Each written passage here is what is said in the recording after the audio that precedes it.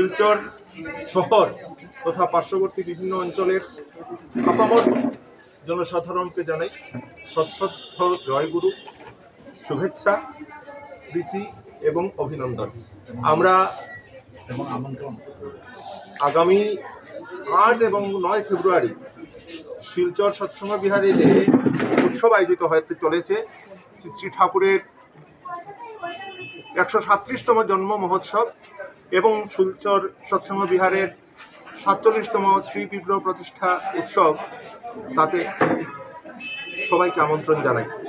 আপনারা সবাই উৎসবে যোগদান করবেন। উৎসবের কার্যসূচি 2 দিন ব্যাপী রয়েছে, 8 এবং 9 ফেব্রুয়ারি শনিবার এবং রবিবার।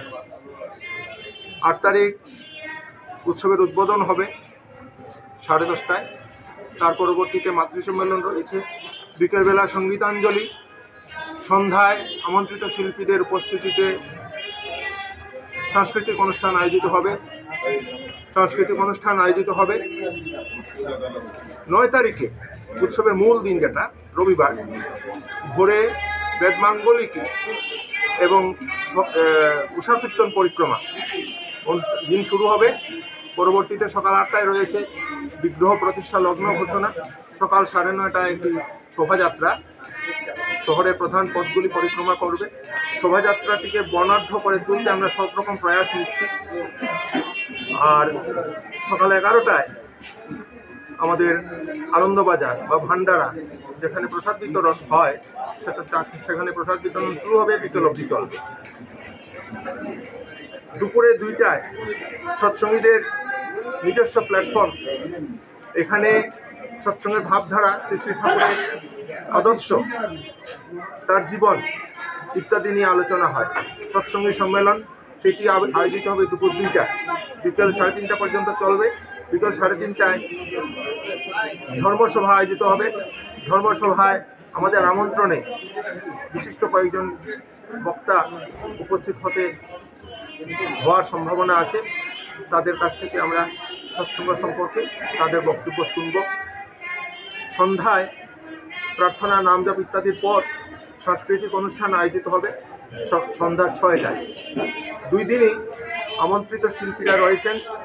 8 তারিখে গুয়াহাটি থেকে শ্রী সুজিত দাস এবং কলকাতা থেকে শ্রীমতী জয়শ্রী বাউল, তারা রাত্রের যে সাংস্কৃতিক অনুষ্ঠান তাতে অংশ নেবেন। 9 তারিখে সন্ধ্যা 6টায় সাংস্কৃতিক অনুষ্ঠান আয়োজিত হবে। তাতে কলকাতা থেকে আমন্ত্রিত শিল্পী হিসাবে জি বাংলা সারেগামা খ্যাত শ্রী দীপ চ্যাটার্জি, তিনি অংশ নেবেন। এছাড়া স্থানীয় শিল্পীদের মধ্যে নৃত্যশিল্পী, সঙ্গীত শিল্পী অনেকেই অনুষ্ঠানে অংশ নিচ্ছেন। সারাদিন ব্যাপী একটি চিকিৎসা শিবির আয়োজিত হবে উৎসবের উল্টা দিকে যে মাঠটি রয়েছে সেখানে। বিশিষ্ট কয়েকজন চিকিৎসক সেখানে উপস্থিত থাকবেন।